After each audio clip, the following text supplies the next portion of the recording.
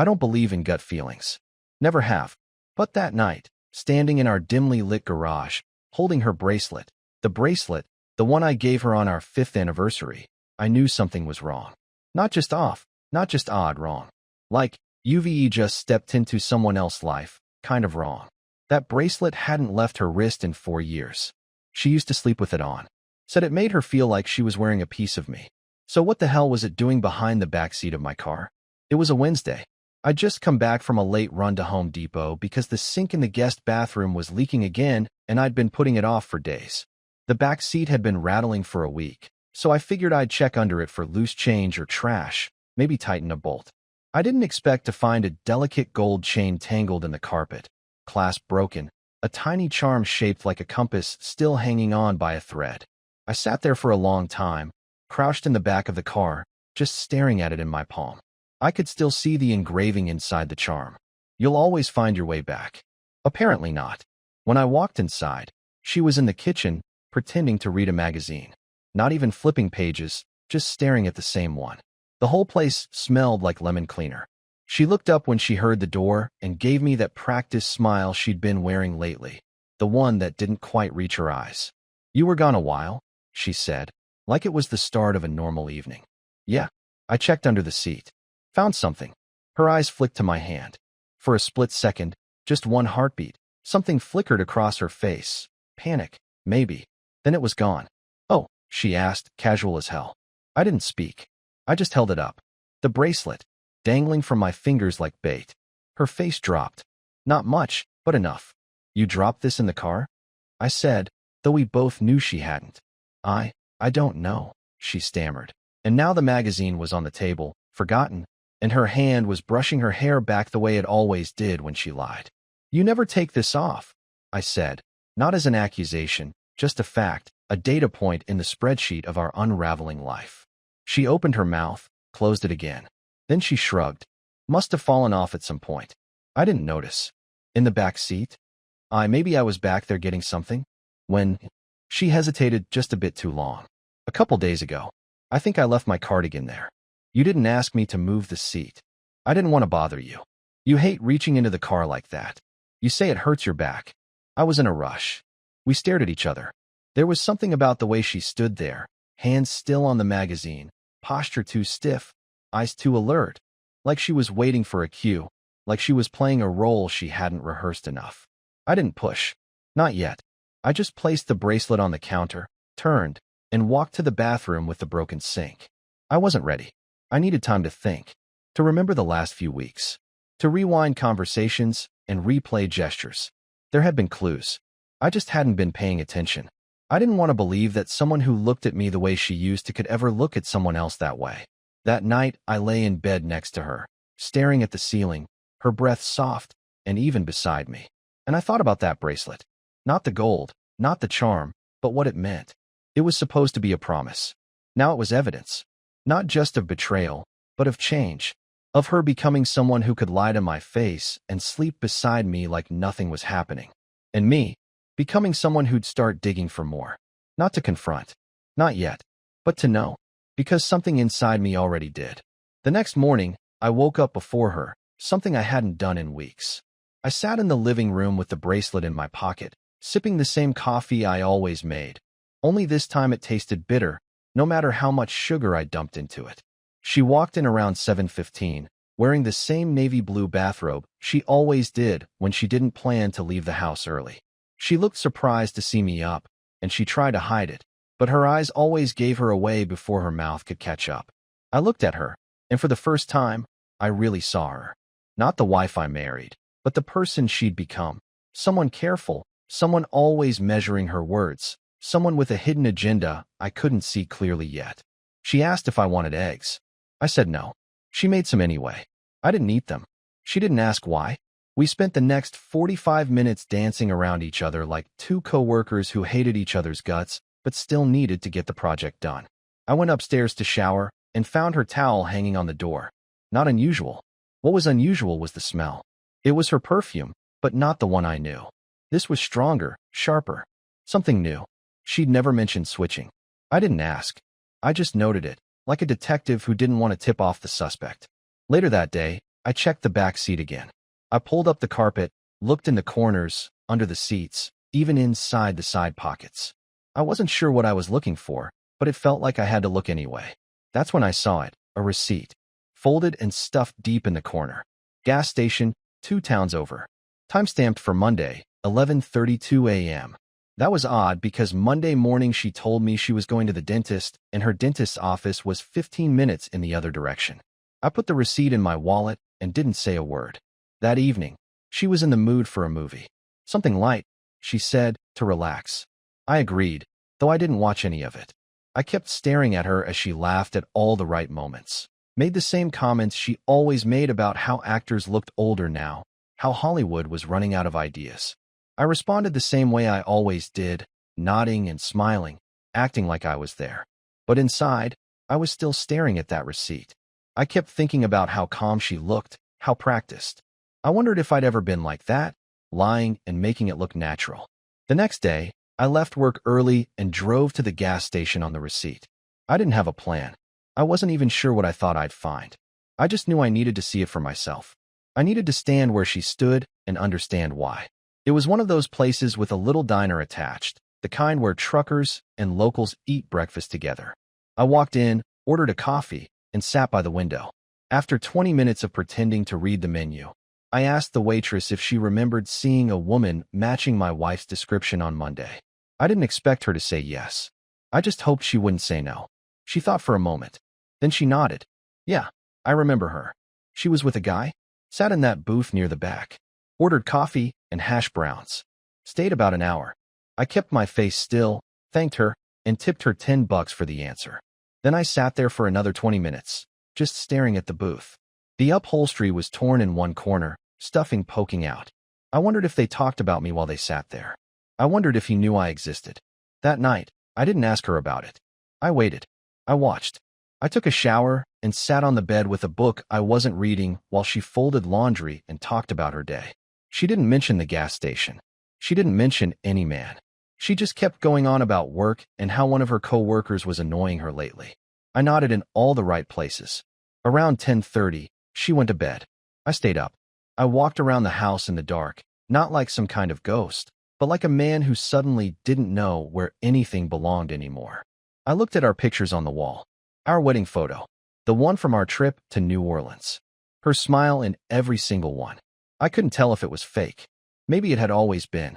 Or maybe something had changed recently, and I missed it. The next morning, I didn't sleep. I waited until she left for work. Then I called in sick. I parked 3 blocks from her office, waited in my car with the windows cracked and my seat reclined. I wasn't sure what I expected. Maybe nothing. But around lunchtime, I saw her leave the building. Not alone. With him.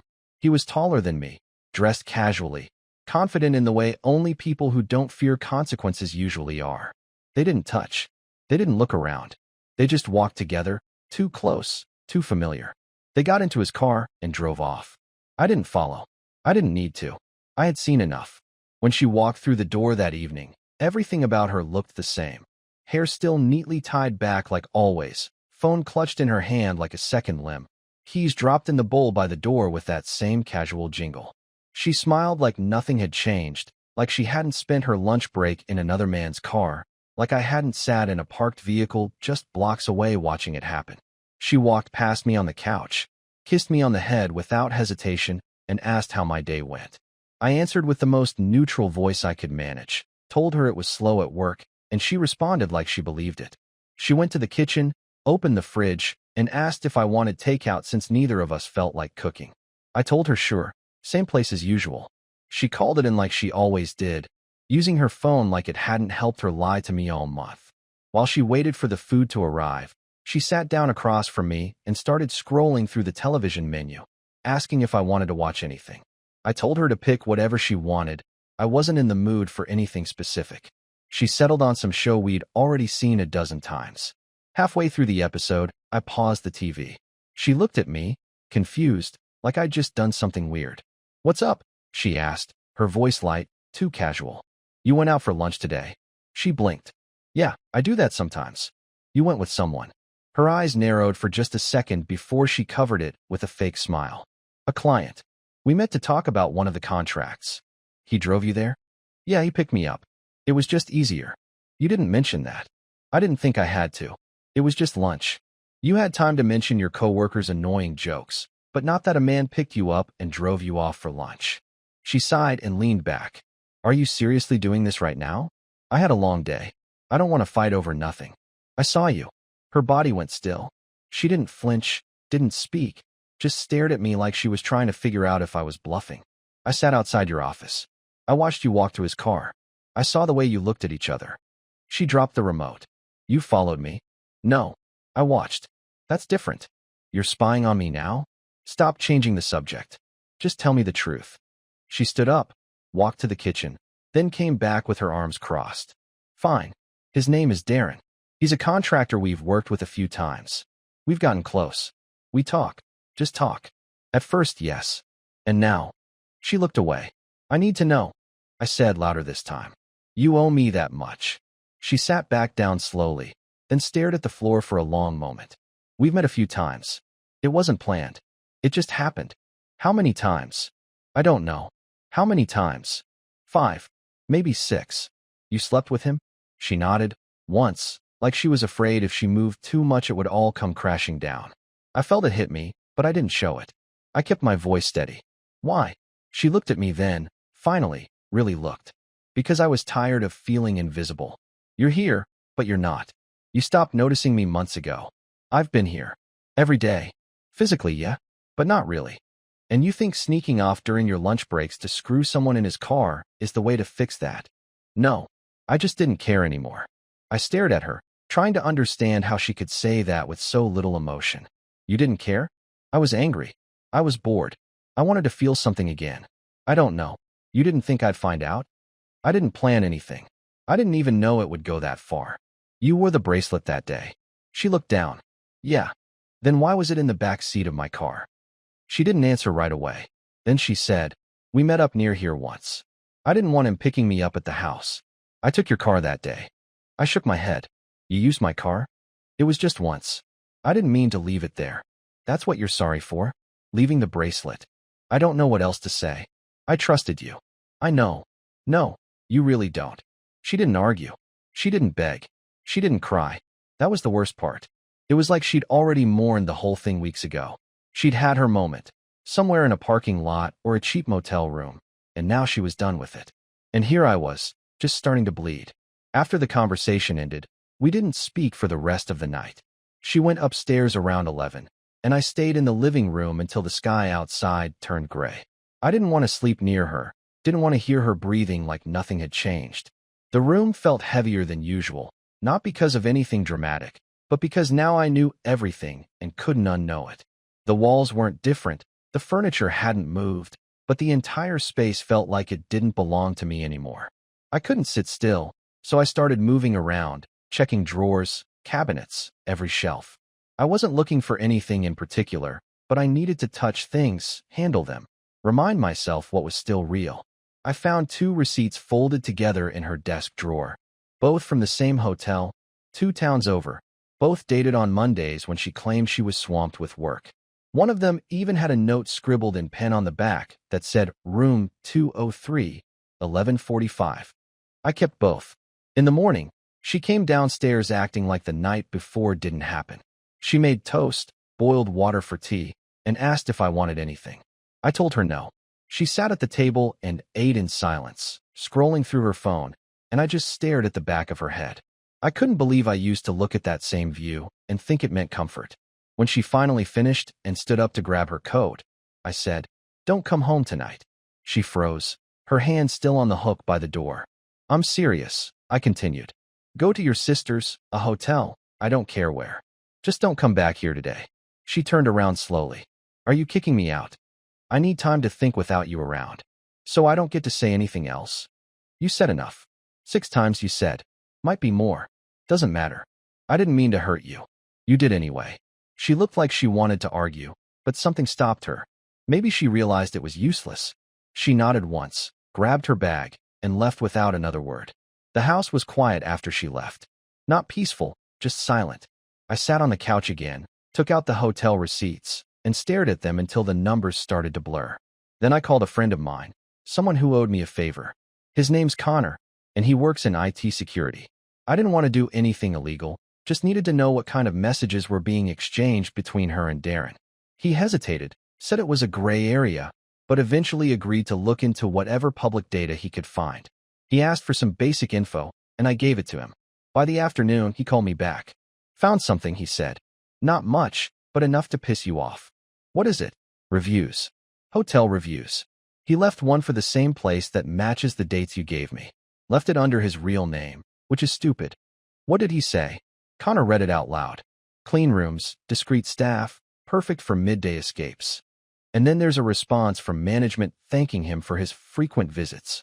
I hung up the phone and just sat there for 10 minutes, staring at nothing. Then I packed a small bag, drove to her office, and parked in the lot across the street. I didn't go in, didn't make a scene. I waited. I needed to see her leave. I needed to watch what she did now that everything was out in the open. At 5:18, she walked out, not with Darren, but alone. She looked around, maybe to see if I was there. I stayed low. She got into her car and drove off toward her sister's house. I followed, just long enough to make sure she went where she said she would. She did. That night, I didn't sleep either. I spent it printing out everything. Receipts, notes, hotel confirmations I found in our shared email, screenshots from Darren's review. I put them all in a folder, sealed it, and left it on the kitchen table. Then I made a second one and dropped it off at Darren's office early the next morning. I asked the receptionist to make sure it got to him personally. She looked confused but nodded. I didn't wait to see her reaction. Around noon, I got a text from a number I didn't recognize. What the hell is wrong with you? I responded, you'll find out in about 30 minutes. I suggest you check your mail. No reply. At 5, I sent one more message. Next one goes to your wife. I assume she still lives in that townhouse on Birch Lane. Still no response. That night, I slept for the first time in days. She texted me the next morning at 7:02, asking if she could come by the house to talk. I left the message on read and waited until the afternoon before I told her she had 1 hour, and that I didn't want small talk or fake apologies. She showed up at 2:09, walking through the front door like it was still hers, setting her bag on the same chair she always did, but this time, she didn't take off her coat or sit down. She just stood there, waiting for me to speak first, but I didn't say anything. I wanted her to open with something that wasn't rehearsed. She finally broke the silence. I saw what you left on the table, and the copy at Darren's work. That was a lot. That's what happens when someone lies to my face for weeks and expects me to just process it quietly. I didn't expect you to be quiet. No? You seemed perfectly fine pretending everything was normal right up until the second you got caught. She rubbed her forehead and looked toward the living room, then back at me. I didn't plan this. I didn't go looking for it. You just tripped and fell into a hotel room. Her face tensed, but she didn't respond to that. Instead, she walked to the dining table and pulled out a chair, sitting slowly like she wasn't sure her legs would hold her. I stayed standing. I didn't want to sit across from her. It felt too much like giving her even ground, and she didn't deserve that yet. I came here to talk, not to fight, she said. Then start explaining. She stared at the table, fingers tapping lightly on the edge of the wood. It didn't start as anything. We met during that renovation project at work. He was funny, and he actually listened when I talked. At first, it was just lunch. And then one day, it wasn't just lunch anymore. So it's my fault because I didn't listen enough? I'm not blaming you. I'm just saying I felt like I was living next to someone who didn't even notice when I left the room. That's your excuse for cheating? You felt unnoticed. No, that's my reason for being unhappy. I'm not excusing anything. I walked over and leaned on the kitchen counter, facing her. So what happens now? You move in with him? Or was this just a fun way to fill your schedule between dentist appointments and oil changes? I haven't seen him since that day you told me to leave. Did you tell him it was over? She hesitated. He got the message when you dropped off the folder. That's not the same as ending it yourself. She didn't respond to that. The silence stretched again, and I could feel her trying to figure out what I wanted from her. An apology, a breakdown, a confession, something that made this mess easier to understand. I never wanted to hurt you, she said, and I almost laughed at how empty that sounded. You keep saying that like it matters. You didn't want to hurt me, but you had no problem doing it 6 times in a hotel room you probably picked for its privacy. I didn't love him. That doesn't help. I didn't say it to help. I said it because it's true. And what am I supposed to do with that? Feel better that you only gave your body away, but kept your heart here? That's not a win for me. I came here to be honest. If you're going to keep throwing it in my face, maybe we're not ready to talk. Then leave. She stood, but didn't move toward the door. I don't want to leave. I want to talk about what comes next. There's no next. You don't want to try to fix it? No. I don't want to spend the rest of my life wondering if you're doing it again every time you stay late at work or go out with a friend. That's not marriage. That's prison. She looked like she was going to cry, but I didn't care. Maybe a month ago, maybe even last week, I would have caved the second I saw tears in her eyes. But not now. Not after everything I'd uncovered. Not after how easy it had been for her to hide all of it behind a smile and a kiss on the cheek. She sat back down, this time slower, quieter. So that's it. No, that's not it. You're going to find another place to stay, and we're going to figure out the legal stuff calmly. I'm not interested in dragging this out or turning it into a disaster. But we're done.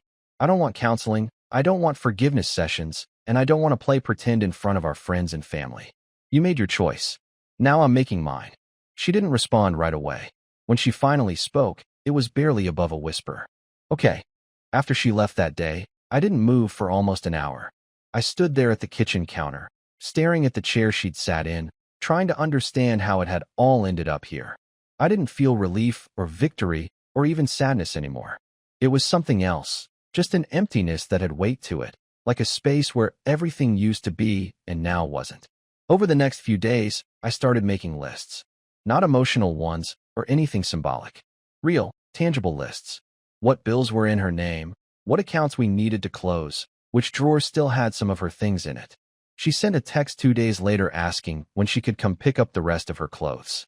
I told her Sunday morning would be fine. She said thank you. That was the entire exchange. No heart emojis, no extra lines. It felt more like a business transaction than a conversation between two people who used to sleep inches apart. On Sunday, she arrived right at 10, carrying 2 large bags and a tight, awkward smile. I opened the door and stepped back without saying anything. She walked past me and headed upstairs, not asking if I wanted to help. I didn't offer. I stayed in the living room and let her move in silence. After about 20 minutes, she came down holding a shoebox filled with random small items. Old receipts, expired gift cards, a few hair ties, and a photo of us at her cousin's wedding. She placed it on the table and looked at me like she wasn't sure if she was allowed to speak. I left a few books in the nightstand drawer. Do you want me to come back for those another day? No. Take them now. Okay. She disappeared back upstairs and came down again with the last of it. Then she stood at the door, her hands tightening around the straps of her bag, and said, "Do you want to talk one last time? Just as people." I looked at her for a while. Then I said, "Sit down." We sat on opposite ends of the couch. She leaned forward with her elbows on her knees, and I leaned back with my arms crossed. She was the one who started. I know I said a lot last time, but I want you to understand something. I didn't cheat because I wanted something better than you. It wasn't about replacing you or upgrading my life. It was about escaping the version of myself I had become. You didn't escape anything. You just added lies to it. I know. I'm not proud of it. I'm not trying to get forgiveness or some kind of pass. I'm just trying to explain how I got there. You said you were unhappy. I get that. But you didn't talk to me about it. You didn't give me the chance to fix anything. I didn't think it could be fixed. I felt like we were two people who shared the same roof and not much else. That's not how I saw it. I know. That's part of the problem. We didn't see the same marriage anymore. I rubbed my face and nodded, more to myself than to her. I'm not going to keep dragging this out. I've accepted that it happened, that we're over. I don't know what you want from this conversation. I want you to know that I did love you. I still do in some way. In some way. She looked down. Not in the way that marriage needs. But yes. I can't say the same anymore. I didn't expect you to. We sat there for a moment, just breathing in the same space for what felt like the last time. Then she stood up. I'll be at my sister's for a while. I'll send you my lawyer's contact information. We'll keep it clean. That's fine. She didn't hug me. She didn't reach out.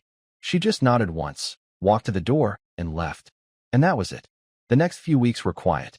Papers were signed, accounts were closed, and people started asking questions. I told them it didn't work out. Some push for details. I didn't give any. I kept everything contained, not because I wanted to protect her, but because I didn't want to let this whole thing spread further than it already had. I threw away the wedding album one night after dinner. Not in some dramatic gesture, not out of rage. I just didn't see the point in keeping it anymore. The photos didn't match the reality. One night, I went to a bar by myself. I sat at the counter, ordered a beer, and just watched people. I wasn't looking for anything. I wasn't trying to start over. I just wanted to be in a place where nobody knew my name, where no one asked me how I was holding up. I stayed until close and walked home alone. That felt right. I still see her name pop up in old messages, in email threads we never deleted. I don't erase them. I just leave them there like digital ruins. Not because I miss her. I don't. I just want to remember how quickly everything can fall apart when someone decides that truth isn't as important as convenience. The worst part isn't the cheating. It's that I was never even given the chance to try. She gave up before she said a word, and now I live with the echo of silence that started it all. But I'm okay now. I know what I want going forward. No more guessing games. No more hoping people mean what they say. I'll never make the mistake of assuming love means loyalty again. That lesson cost too much to forget.